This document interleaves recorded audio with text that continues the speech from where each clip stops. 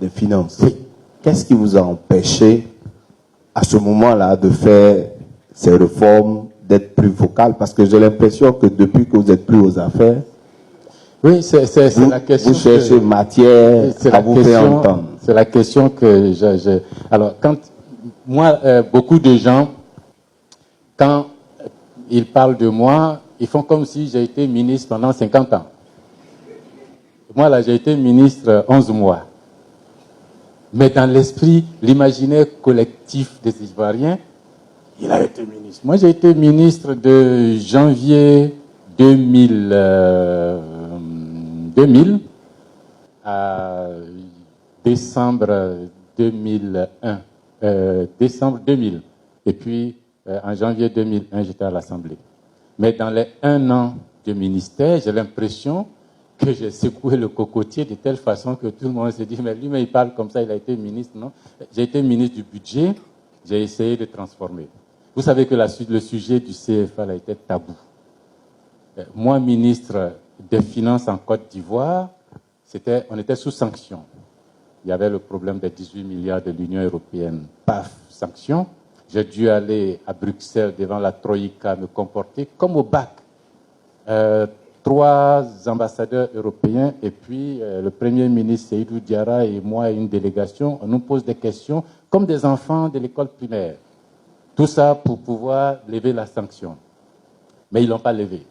Et puis, il me fallait de l'argent pour financer et le référendum électoral et les élections dans une période où tout le monde, même Omar Kabaj de la banque est venu me voir au ministère, me dit vos sanctions ne seront pas levées tant que Ouattara n'est pas candidat. Je lui ai dit, mais ce n'est pas moi qui fais de Ouattara candidat.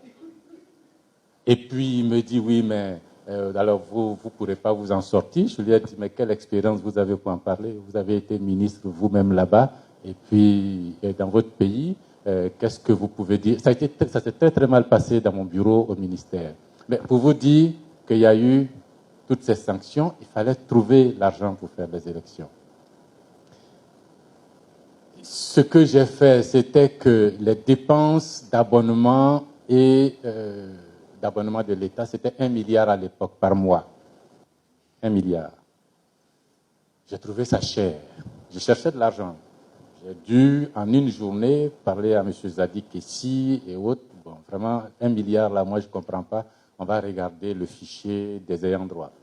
On a filtré là-dedans. Vous coupez chez tout le monde, vous rétablissez, voilà la liste des ayants droit. Et puis quand on l'a fait, on a économisé 500 millions de francs pour pouvoir financer les élections. Les militaires étaient dehors. Je ne voulais pas que les militaires restent là. J'ai couru pour regarder partout, il y avait de l'argent. Des conventions, signe, je récupère. Ça n'a pas toujours marché, mais on a pu le faire. Alors, j'arrive en fin d'année et je me rends compte que chaque année, à l'époque, je crois même que ce n'est pas terminé, l'État de Côte d'Ivoire devait décaisser quelques milliards de francs, quelques dizaines de milliards de francs à reverser à la France.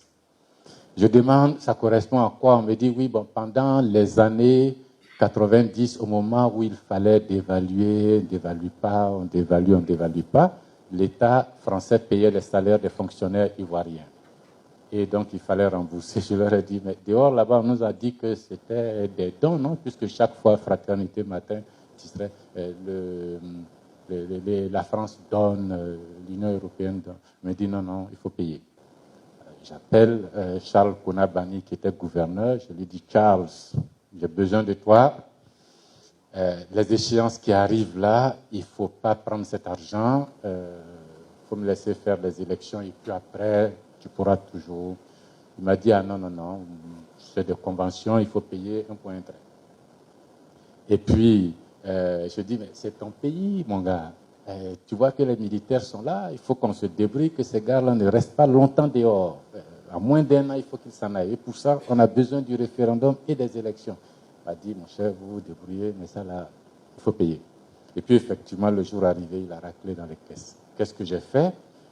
J'ai fait une conférence de presse ici pour lancer la campagne électorale de Gbagbo Laurent. J'ai dit à tout le monde, si c'est ainsi que la Banque centrale se comporte avec les pays membres du CFA, moi, Mamadou Koulibaly, si on gagne ces élections-là, que je suis toujours là, je vais sortir du franc CFA. Je vais avoir une indépendance monétaire, gérer ma monnaie selon mon rythme, selon mes contraintes. Mais je ne vais pas gérer selon les contraintes d'autres. Et puis, c'était la première fois qu'un ministre en exercice disait ça pour changer le système. Quand j'ai rencontré le vieux Omar Bongo, il me dit, mais toi, tu nous as créé beaucoup de problèmes. J'ai dit, mais monsieur le président, comment es-tu avec ton histoire de CFA? Mais dis donc, et Jacques, il nous a appelé, Jacques Chirac. Il a dit, mais le monsieur, le jeune là, il faut dire au général de le chasser du gouvernement. J'ai dit, ah ben, il dit, ah oui, oui. Il a appelé Ouad, Kérékou, il a dit, nous tous comparés, il faut que vous soyez chassés du gouvernement. Et effectivement, Gueye m'a appelé à l'époque pour dire, bon, je ne sais pas ce que tu as fait au plan là, mais tu vas quitter. Je lui ai dit, moi, mon général, je suis disponible. D'ailleurs, nous, on va partir en campagne. Je suis allé dire à Gbagbo, il appelle Gueye qui dit, bon, Laurent, je ne sais pas ce que ton petit là a fait, mais bon, là, moi, il ne peut pas rester au gouvernement. Gbagbo dit, la campagne va s'ouvrir dans 2 jours là. Afi, Amani, comment il s'appelle, Léon Monnet, et tout cela, j'ai besoin d'eux. Donc, je prends tous les 5 minutes du FPI, là, on s'en va en campagne. On a fait une réunion, on a écrit la lettre pour dire, nous tous, on s'en va. Le lendemain, Gbagbo s'est présenté au palais avec l'enveloppe de la lettre. Quand Gueye l'a vu, ah non, non, non, vous n'allez pas me faire ça, c'est Mamadou seul, je ne veux pas, mais tu veux prendre tous les autres, là, c'est pas bon. Dans ce cas, ils n'ont qu'à tous rester, puis les blancs là même, ils nous fatiguent, ils n'ont qu'à tous rester. D'ailleurs, Laurent, voilà un peu de carburant, et puis, c'est ainsi qu'on est resté. Et je peux vous assurer que la volonté de changer ce système-là est ferme chez moi. À la première occasion, je n'ai pas pu le faire en tant que ministre, je n'ai pas pu le faire en tant que président de l'Assemblée, mais mon Dieu, je me bats pour être président de la République de Côte d'Ivoire pour rompre avec ce système-là, qui est amoral, inacceptable. C'est bien compris, c'est très explicite, comme vous avez pu le constater. Le professeur s'est retrouvé dans